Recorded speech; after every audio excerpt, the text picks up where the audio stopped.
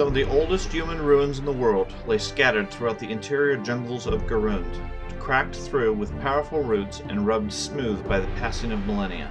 The reclusive tribal inhabitants from whom the forests and wildlands take their name trace their heritage to forgotten kingdoms of no little advancement, but they have fallen far since their days of their zenith, and their glorious past remains a mystery not just to the outside world but also to themselves.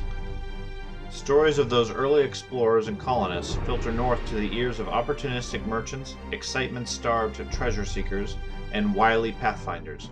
The tales speak of lost cities and guerrilla kings, of religions grown ancient by the time the Starstone fell, and of riches undreamed of by the most prolific minds of the civilized North. No accurate maps of Garund's interior exist. The Mwangi human, elf, lizard folk, and less recognizable tribes of the Expanse seldom declare formal borders. Some nomadic groups wander the jungles and valleys without ever settling anywhere for long. Several locales within the trackless wild attract potent, malevolent spirits, sentient plant colonies, juju zombie cults, or similar hazards, making them shunned by right-thinking natives and explorers alike. Founded over 500 years ago by Prince Halid I as part of Cheliax's expansionist Everwar, Sargava stood as the jewel of the Empire for centuries.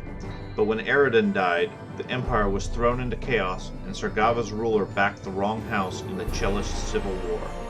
House Thrune took control of Cheliax and sent a flotilla of warships to retake the colony that had supported their enemy in the bloody conflict. Grand Custodian Baron Gralus anticipated the onslaught, however, and made a fateful alliance with the Free Captains of the Shackles. Swooping out of Desperation Bay to pounce on the unsuspecting Chelish navy, the pirates' superior fleet swiftly ended the threat to their southern neighbor and extracted a mighty price from Sargava for their efforts. To this day, vast portions of Sargava's wealth flow into the Free Captains' coffers for past assistance and assurance of continued naval protection. Financially weakened by the Free Captains' high demands and cut off from many of their former trade partners to the north, Sargava faces an even larger threat from within. The native Mwangi people, inspired by the teachings of the mysterious undead child god in the nearby city-state of Nizali, move ever closer to open rebellion to free themselves from colonial rule. While Cheliax no longer has an official stake in Sargava's government, the colonial Sargavan minority maintains control of the vastly larger native population. But the natives know that they have the resources of the entire Mwangi expanse at their backs, and that the Grand Custodian Baron's government is in a poor position to quell a rebellion.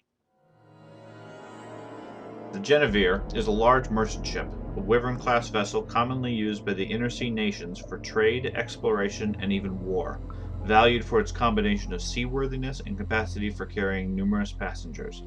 Wyvern-class ships have made the dangerous journey to Aslant, Arcadia, and even around the southern tip of Garund, but the Genevieve and her crew run less perilous voyages.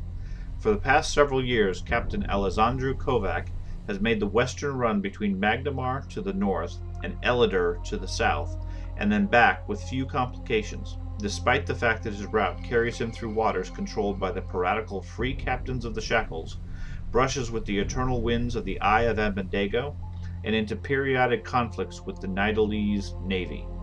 Although Captain Kovac's crew appreciate this record, the baseless fear that the Genevieve has robbed Luck's coffers one too many times lies heavy on the hearts of many. While the Genevieve is a merchant ship, primarily concerned with delivering goods to and from Sargava, she's traditionally kept several compartments open to take on paying passengers. This trip is no exception, and each of you find yourselves aboard the vessel on its current travels. Most of the journey is uneventful, endless days of sailor rations and stale water, punctuated by the rare sighting of another ship. Within the last few days of the journey, though, after rounding the corner and heading into Desperation Bay, the captain begins to act strangely. At first it is minor course corrections and traveling perhaps a bit too far from land. But then Captain Kovac turns the Genevieve away from land, cutting directly across the bay and into dangerous waters.